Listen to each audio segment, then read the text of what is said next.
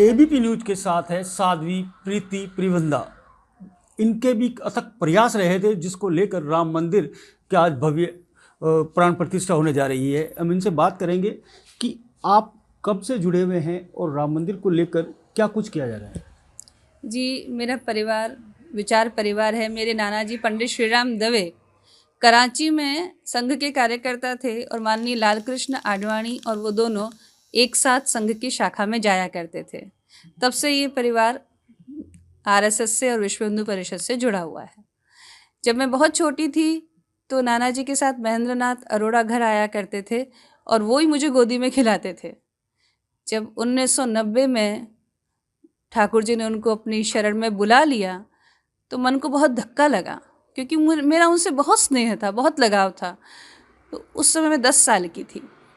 तब मन में ये संकल्प उठा था कि राम मंदिर निर्माण के लिए जो भी करना होगा, जैसे भी करना होगा करेंगे, प्राणों की आहुति भी देंगे, जो तपस्या करनी होगी करेंगे, लेकिन राम मंदिर इसी जीवन में इन्हीं आँखों से देखेंगे। और ठाकुर जी ने मार्ग प्रशस्त किया। कौन सा मार्ग प्रशस्त किया? और आपने राम नाम का बताते हैं कि राम से बड़ा राम का नाम है, तो आपने कई जाप भी किए हैं। जी, हमारे यहाँ पर ये कहा जाता है कि आपकी अगर इच्छा शक्ति प्रबल हो, प्रयत्न प्रबल हो तो ठाकुर जी अनुग्रह करते हैं। लेकिन कलयुग केवल नाम आधारा, कलयुग में ठाकुर जी की प्राप्ति नाम से ही हो सकती है। तो हमने ठाकुर जी का विनय पत्रिका के माध्यम से अनुष्ठान किया, उनको विनय की। गोस्वामी तुलसीदास जी की एक रचना है विनय पत्रिका, वो रघुनाथ जी को नित्य सुनाई और उनसे ये पूछा कि आप स्वयं बताइए कि राम मंदिर का निर्माण किस विधि से होगा, हमें क्या करना पड़ेगा।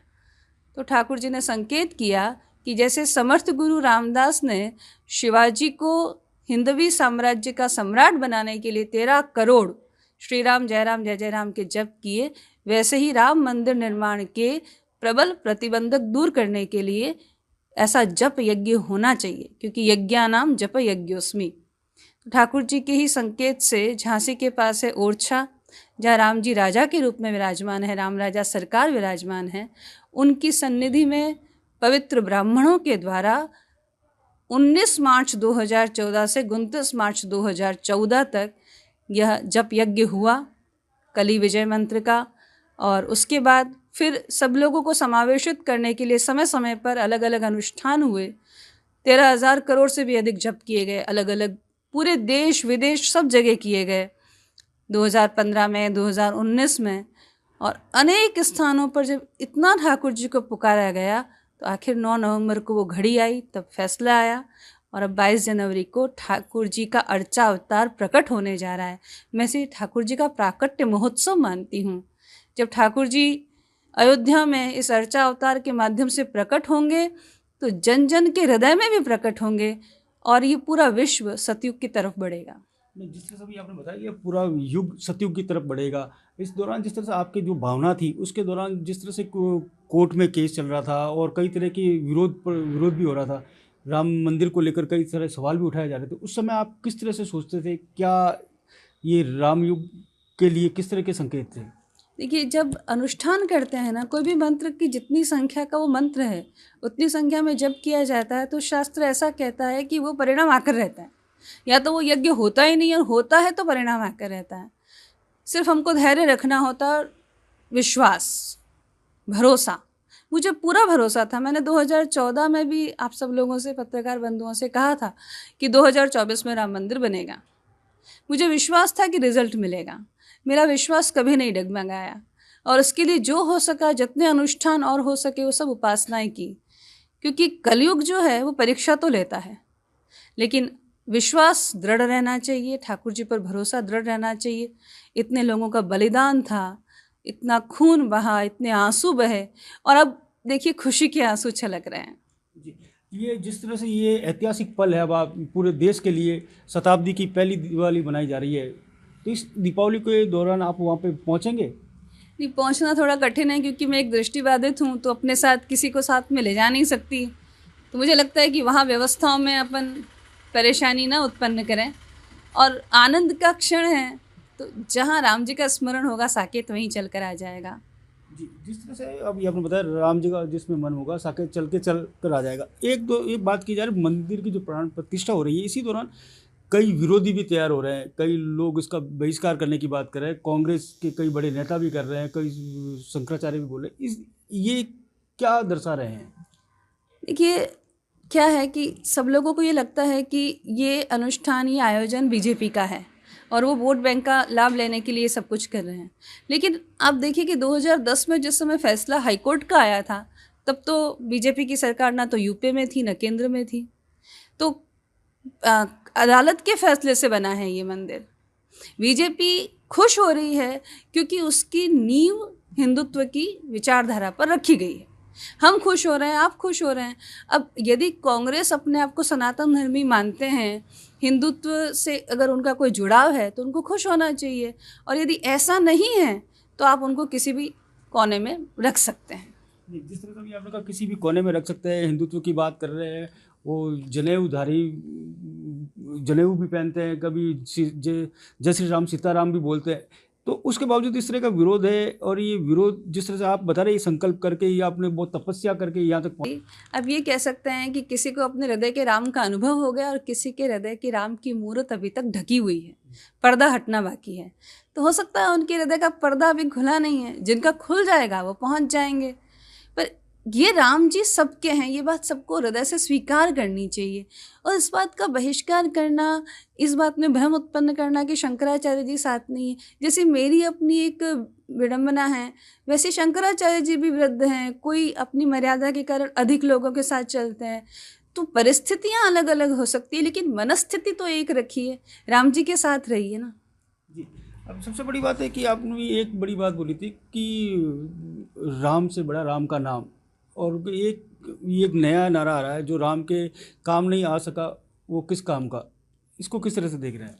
नहीं, राम जी का सबसे बड़ा काम क्या है? जब आप पूरे राम जी के चरित्र को देखते हैं तो राम जी ने सबको अपनाया है, किसी का तिरस्कार नहीं किया। यहाँ तक कि जब वो अयोध्या लौट कर आए तो सबसे पहले उन्होंने मंथरा को खोजा, जो उनकी सबसे विरोधी थी। तो राम जी का बस चलेगा ना तो सबसे पहले वो अपने विरोधियों को ही गले लगाएंगे। अब जैसे सबसे बड़ी बात है, आपने ये और बोल दी कि विरोधियों को ही गले गले लगाएंगे राम जी। तो मैं एक और बात जानना चाह रहा हूँ कि जिस तरह ये मंदिर तैयार हो रहा है, सब कुछ हो रहा है, तो आगे अब जो आपने तपस्या की थी, आपने जब भविष्यवाणी 2014 में कर दी थी कि ये फैसला अब आएगा और ये मंदिर जब बनेगा, तो आगे की क्या स्थिति रहेगी? देखिए, अब भारत है ना, विश्व का नेतृत्व करेगा। भारत से शांति का ऐसा संदेश प्रसारित होगा जिससे विश्व सुखी होगा। आज जो विश्व युद्ध की आग में धधक रहा है, जो विश्व कहीं ना कहीं व्यसन व्यभिचार की आग में धधक रहा है, वो सब एक सुंदर भविष्य की ओर जाएंगे। जो अभी पूरा विश्व जलवायु परिवर्तन, कई प्रकार के दोषों से, विकारों से युक्त है। देखिए, भारत का दृष्टिकोण कभी भी किसी की धरती पर कब्जा करना या किसी को सताना नहीं रहा है। हमको तो शांति चाहिए, मोहब्बत चाहिए, प्यार चाहिए, भाईचारा चाहिए। और अब भारत उस चीज़ का नेतृत्व करके विश्व को एक सुंदर धराधाम बनाने जा रहा है। अब युद्ध नहीं होगा, अब मानवता नहीं रोएगी, अब किसी के ऊपर अत्याचार नहीं होगा। दैहिक, दैविक और भौतिक ताप राम राज में नहीं हो सकते। कोई कष्ट नहीं आएगा, कोई महामारियाँ नहीं आएंगी। राम जी को बचपन से राखी बांधी है, उन्हें मैं अपना छोटा भाई मानती हूँ। तो जब ओरछा में हम जप यज्ञ कर रहे थे तो पत्रकारों ने ये कहा कि आप क्यों कर रही हैं ये, आपको क्यों लग रहा है कि राम जी का मंदिर बनना चाहिए।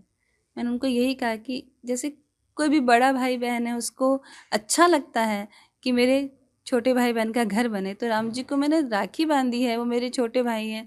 और उनका अस्तित्व वैसे तो सर्वव्यापक है, लेकिन उनकी जन्मभूमि पर उनका मंदिर बनेगा तो उनको अच्छा लगेगा, हम सबको प्रसन्नता होगी। ऐसा कहते हैं कि प्रतिभाएं भगवान का ही रूप लेकर के जन्मती हैं, और इस संसार में भगवान हर प्राणी को किसी विशिष्ट कार्य के लिए भेजता है। जब ये छोटी थी तब से ही एक ऐसे अनुभव आने लगे थे कि ये कुछ ऐसा काम करेंगी जो हम सबको गौरवान्वित करेगा, और ऐसा इन्होंने किया। दिखाई नहीं देता था तो घंटों पढ़ाई करती थी, और ब्रेल नहीं सीखी, हम लोग पढ़ के सुनाते थे। उससे ही 10वीं और 11वीं में 12वीं में इनका हमेशा मेरिट में नाम आया। फिर इन्होंने जिद की कि मुझे पढ़ना तो आगे है, लेकिन मैं पढ़ूंगी अर्थशास्त्र, गणित और संस्कृत विषय लेकर के। ये बोर्ड में थे ही नहीं कॉम्बिनेशन, तो हमने विशेष आग्रह पर इन विषय के माध्यम से इनको आगे की शिक्षा दिलवाई। बीए ऑनर्स किया, इकोनॉमिक्स से ही एचआर में एमबीए किया। फिर और आगे पढ़ने की इनकी इच्छा रही तो पिताजी ने इनको घर पर ही सारे ग्रंथों का, पुराणों का अध्ययन करवाया, और उस अध्ययन के माध्यम से इनकी इच्छा हुई कि मैं समाज के लिए कुछ करूं। तो इन्होंने कई प्रकार की कथाएं समाज में की। श्रीमद् भागवत, वाल्मीकि रामायण, स्वास्थ्य कथाएं, 18 पुराणों पर इन्होंने अपनी कथाएं की। ऐसी विलक्षणताएं, कई बार ऐसा होता था कि भोजन करने के लिए लोग आए हैं कथा में, और जो कथा आयोजक होते थे उन्होंने 10 लोगों का ही भोजन बनाया और भोजन करने के लिए 50 लोग आ गए। तो ये कह देती थी कि ठीक है, भगवती सब अच्छा करेगी, और ये भगवती के सामने बैठ जाती थी और 100 लोग भोजन करके चले जाते थे। मना करती थी कि किसी को ये बातें मत बताओ, ये मेरी और भगवती की बात है। आज आप जब पूछ रहे हैं तो ऐसी कई विलक्षण बातें इनके साथ जीवन में देखने को मिलती हैं, घटित होती हैं वो।